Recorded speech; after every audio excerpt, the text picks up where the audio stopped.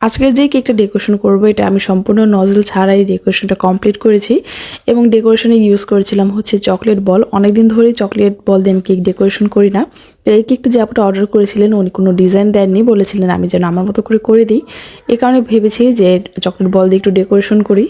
তো এখানে প্রথমে হচ্ছে ক্রিম এবং কেকটা আমি রেডি করে নিয়েছি এবং কাজ করার আগে আমার মনে হয় সব কিছু যদি একটু গুছিয়ে নেওয়া যায় তাহলে কিন্তু অনেক ভালো হয় আর কাজটা অনেক বেশি তাড়াতাড়ি হয়, কোনো লোডও খুবই কম পড়ে। কেকের সাইডে ডেকোরেশনটা ছিল ফর লাইন কেকের ডিজাইনের মতো করে করা। তো তবে দেখা যায় ওই ধরনের ডেকোরেশনগুলো একটু হাইট কেকে করলে বেশি সুন্দর হয় বা বেশি ফুটিয়ে তোলা যায়, যেহেতু এটা নর্মাল হাইট কেকের ছিল না, নর্মাল হাইটের কেকই ছিল। তো এই কারণে চেষ্টা করেছি এটাতে যতটা সুন্দর করে ফুটিয়ে তোলা যায়। আশা করি আপনাদের ভালো লাগবে।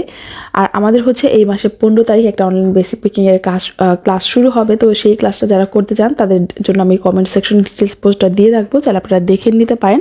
এবং ওই ক্লাসে হচ্ছে আমাদের এই ধরনের স্পঞ্জ কেকগুলো শেখানো হবে, সাথে হচ্ছে কীভাবে হুইপ ক্রিম বানানো যায় এবং সেগুলো দিয়ে কীভাবে ডেকোরেশন করা যায়, বিভিন্ন ধরনের চকলেট টপার, চকলেট গানাশ বানানো, ফুল বানানো, আর সেই সাথে আরও এক্সট্রা হচ্ছে আরও 4 রকমের কেক বানানো দেখানো হবে।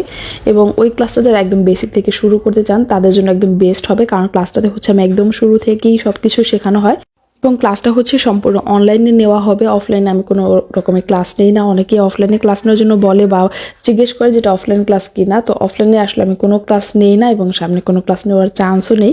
আমার প্রত্যেকটা ক্লাস অনলাইনে হয় এবং অনলাইনে ক্লাসগুলো কিন্তু আজীবনের জন্য একদম সেভ করা থাকে। যারা দেশের বাইরে থেকে বা অন্যান্য জেলা থেকে শিখতে চান তাদের জন্য আমি বলবো অনলাইন ক্লাসটাই বেস্ট হয়, কারণ তারা কিন্তু অফলাইনে এসে শিখতে পারবেন না। তো অনলাইন ক্লাসগুলোর সুবিধা হচ্ছে আপনি আপনার সুবিধা মতো যে কোনো সময় যে কয়েকবার ইচ্ছা আপনি দেখে নিতে পারেন, যেটা অফলাইন ক্লাসে আসলে আপনি পাবেন না।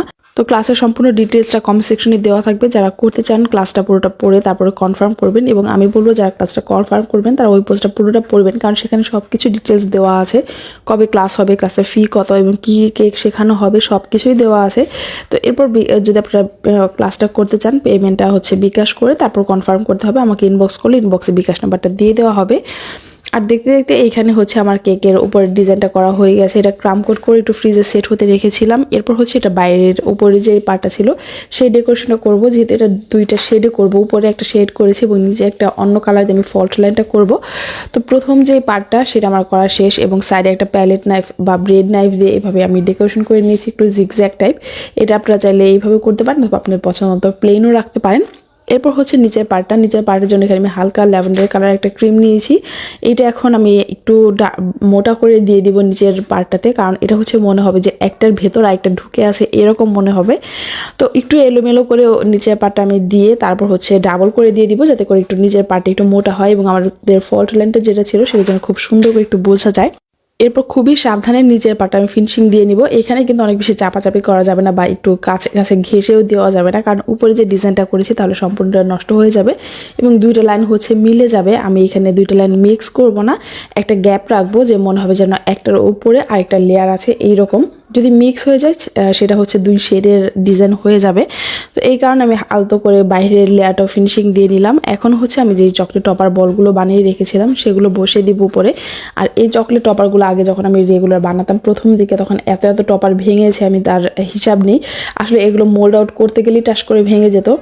শুধুমাত্র চকলেট টপার না, এমন অনেক টপারই আছে যেগুলো একটু মোল্ডটা পাতলা হয়, সেটাতে চকলেট দেওয়ার পর দেখা যায় আমরা যে অল্প করে যদি চকলেট দিই পাতলা হলেই কিন্তু সেটা মোল্ড আউট করার সময় ভেঙে যায়।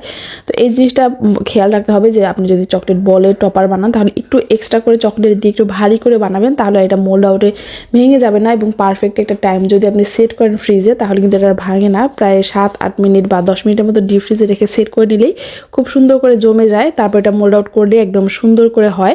এখন আমার খুবই কম ভাঙে আর কি। তো এখানে হচ্ছে আমার সবগুলো টপার আমি বসিয়ে দিয়েছি আর চকলেট টপারগুলো একটার পর একটা খুব সুন্দর করে এখানে বসিয়ে দেওয়ার পর হচ্ছে আমাদের সাইডে যে ফল্ট লাইনের ডেকোরেশনটা করেছিলাম ওইখানে আমি এডিবল গোল্ড ডাস্টটা একটু লিকুইডটা সেটা দিয়ে দিয়েছি। আর এটা দিলে হাইলাইট করলে দেখতে অনেক সুন্দর লাগে। এখানে চাইলে এডিবল গোল্ড ফয়েলও দেওয়া যায়, আপনারা আপনাদের পছন্দ মতো দিতে পারেন, বা অনেকে চাইলে এখানে সুগার বলও ইউজ করে। তো এভাবে অনেকভাবেই কিন্তু এই লাইনটা ফুটিয়ে তোলা যায়।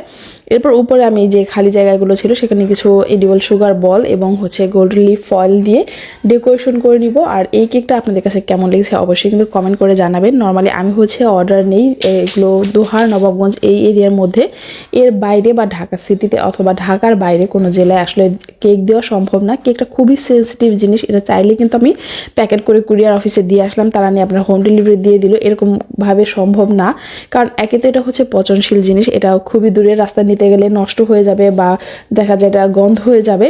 এবং আরেকটা হচ্ছে এটা একদম কেক ভেঙে নষ্ট হয়ে যাবে, কারণ এটা খুবই সফট স্পঞ্জি একটা জিনিস, বা ময়েস্ট কেক হোক যেই ক্রিম দিয়ে আমি করি না কেন, নির্দিষ্ট একটা সময় এটা বাহিরে থাকবে এবং এটা ঝাঁকির মধ্যে থাকবে। কারণ যারা কুরিয়ারে নিবে তারা কিন্তু এটা কেক ভেবে নিবে না, আর কেকটা আমার মনে হয় তারা অ্যালাও করবে না। যদিও কোনোভাবে দেওয়া যায় তাহলে কিন্তু একদম খুবই খারাপ অবস্থা হয়ে যাবে ভেঙে চড়ে। তো এই কারণে আমি আমার এরিয়া ছাড়া এর বাইরে কখনো অর্ডার নিই না। তো আজকের মতো এ পর্যন্ত।